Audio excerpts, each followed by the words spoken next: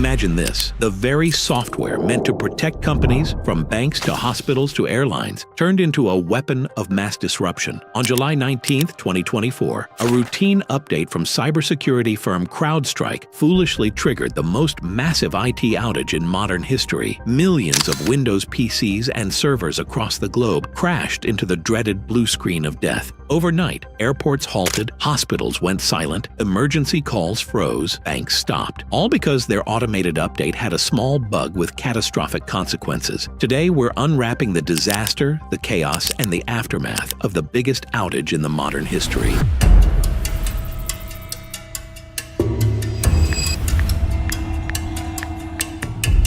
In the morning at 6:09 UTC, CrowdStrike pushed a routine update to its Falcon sensor on Windows devices. Someone on the team made a grave error in what's called Channel File 291, a small but critical configuration that tells the system's security software how to behave. But here's the scary part: this file operated at the kernel level. That means it didn't just sit on the surface. It had deep access to the heart of the Windows operating system. Think of the kernel like a brainstem. It's the layer of software that controls how your device talks to its hardware, memory, CPU, files, everything. So when the logic in this file was wrong, it didn't just make the security program crash, it shut down the entire system from the inside out. The result? Instant blue screen of death on millions of devices, hospitals, airports, banks.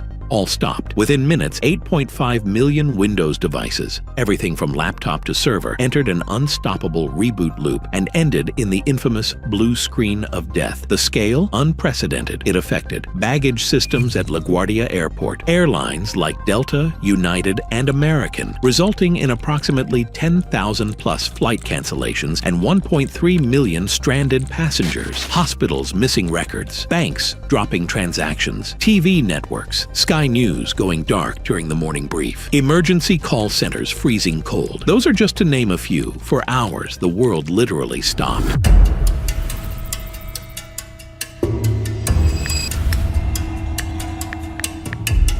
Among the hardest hit was Delta Airlines. American had flights back up by evening. United recovered within 3 days.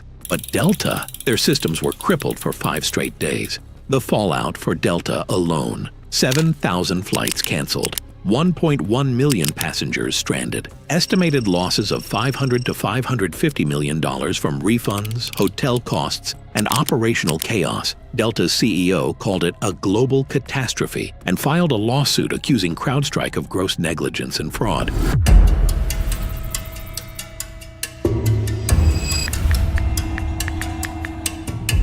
This wasn't a random bug. It was a kernel-level bug, the most dangerous kind. CrowdStrike's Falcon software operates deep in Windows core, designed to watch for malicious behavior. When the faulty channel file 291 pushed flawed logic, Windows systems crashed instantly before any patch could install. In plain words, the cure killed the patient.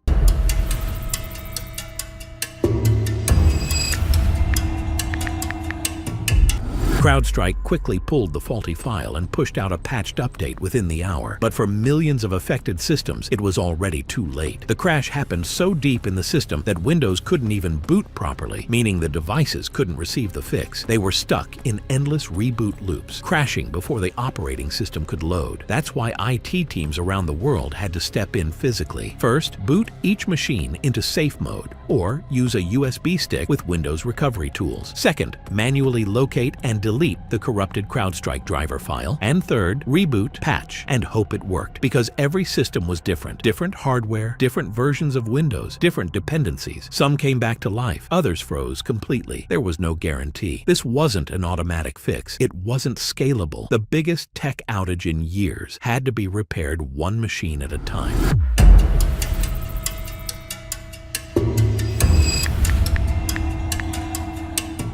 CrowdStrike's CEO and president had to testify before U.S. lawmakers, apologizing for the unforgivable outage that hit 8.5 million devices. Microsoft immediately launched a Windows resiliency initiative, rewriting how kernel-level software should be tested and deployed. Meanwhile, Delta pursued its case. A Georgia court ruled the airline could sue for gross negligence. $500 million loss caused real strains on the company's financial. Yet, despite the chaos, CrowdStrike's reputation barely cracked. Customers Customers stuck with them. Retention stayed at 97%. The third quarter revenue of 2024 surged by 29% to $1 billion.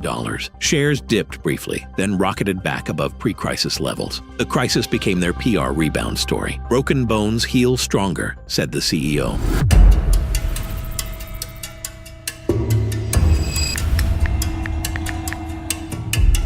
This wasn't just a tech glitch. It was a wake-up call about our digital weak points. Kernel-level software isn't fallible. Updates need staged testing, not blanket pushes. Recovery must be automatic, not manual. Trust is fragile, especially in software we depend on daily basis. CrowdStrike now itself has hired a chief resilience officer, doubling down on internal tests and platform robustness to prevent similar events in the future.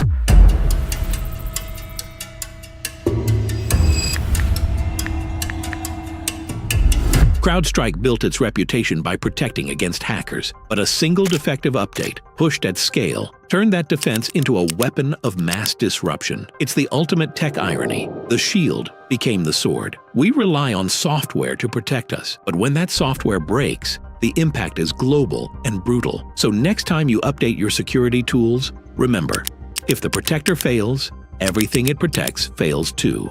Thanks for watching. Stay sharp, stay safe, and until then, I will see you in the next one.